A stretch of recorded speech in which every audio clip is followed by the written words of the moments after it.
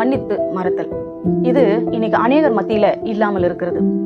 ஒரு சிலர் நம்ம அவங்க கூட பழகி இருப்போம். அவங்க அது பெற்றோரா இருந்தாலும் சரி, நண்பர்களா இருந்தாலும் சரி, இல்ல நம்ம கூட பிறந்த உறவினர்களா இருந்தாலும் சரி. ஆனா பாருங்க, நம்ம எவ்வளோ ஒரு பெரியவங்க சொல்லுவாங்க, நம்ம நல்ல பேர் எடுக்கணும்னா ரொம்ப நாள் ஆகுமா, ஆனா கெட்ட பேர் எடுக்கணும்னா ஒரே ஒரு நிமிஷம் போதும் அப்படின்னு சொல்லுவாங்க. அப்போ இன்னைக்கு நம்ம எவ்வளவுதான் நம்ம நல்லது செஞ்சு அவங்க கிட்ட நல்ல பேர் வாங்கணும்னு முயற்சி பண்ணாலும் அது தோல்வியில தான் முடியுது. அது மாத்திரமல்ல, ஏதோ ஒரு சூழ்நிலைகள்ல ஒரு சண்டையோ ஒரு மனஸ்தாபமோ வந்துவிட்டால் அந்த நேரத்துல பயன்படுகிற வார்த்தைகள், சொல்லுகிற வார்த்தைகளும் சரி, பேசுகிற வார்த்தைகளும் சரி, கொஞ்சம் கடினமான வார்த்தைகளா வந்துவிட்டா அதை உள்ளுக்கு வாங்கி கொண்டு பல நாளா இருக்கிறாங்க. ஒரு சிலர்லாம் பாத்தீங்கன்னா டைரி எழுதுற பழக்கம் வச்சிருப்பாங்க. நல்லதையும் எழுதுவாங்க, கெட்டதையும் எழுதுவாங்க. நான் உங்களுக்கு சொல்றேன், நீங்க எழுதுங்க, டைரி எழுதுற பழக்கம் நல்லதுதான். ஆனா நல்ல விஷயங்கள் எல்லாம் எழுதி வைங்க, கெட்ட விஷயங்கள் எல்லாமே தயவு செஞ்சு டைரியில எழுதாதீங்க. ஏன்னா நீங்க எழுதி வச்சிருவீங்க, அப்போதைக்கு அந்த விஷயம் மூடி வைக்கப்படும். என்னைக்கோ ஒரு நாள் உங்களுக்கு போர் அடிக்கும், டைரியில என்னெல்லாம் நடந்திருக்குன்னு பழசெல்லாம் நினைச்சு பார்க்கறதுக்கு சுவாரஸ்யமா இருக்குமே சொல்லி போர் அடிக்கிற நேரத்துல எடுத்து நீங்க படிப்பீங்க. அப்ப பார்க்கும்போது இன்னார் இந்த தேதியில இந்த நாள்ல இந்த மாதிரி பிரச்சனையில பேசினாங்க அப்படிங்கிற ஒரு காரியத்தை நீங்க எழுதி வச்சிருப்பீங்க. அப்போ இப்ப பிரசன்ட்ல நீங்க அவங்க கூட நல்லா பேசி எல்லாத்தையும் மறந்து மன்னித்து அவங்க கூட நல்லா ஜாலியா எப்போதும் போல இருப்பீங்க பழையபடி.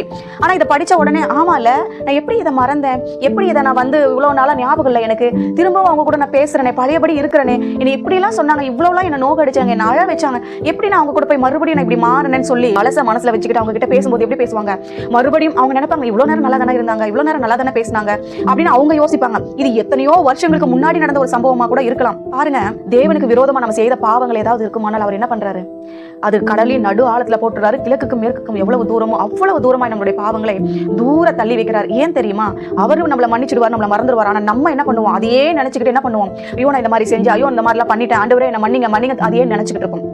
ஆண்டவர் நம்மளை மன்னித்து மறந்துடுவார், நம்ம மறக்காம அதையே வச்சுக்கிட்டு இருப்போம். அதே போலதான் இன்னைக்கு நிறைய பேர் பண்ற தவறு என்ன தெரியுமா, டைரியில எழுதி வச்சுக்கிறது.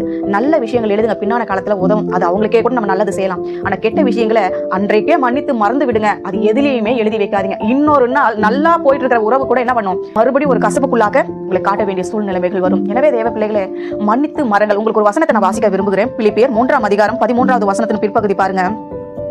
ஒன்று செய்கிறேன், பின்னானவைகளை மறந்து முன்னானவைகளை நாடி போகிறேன்.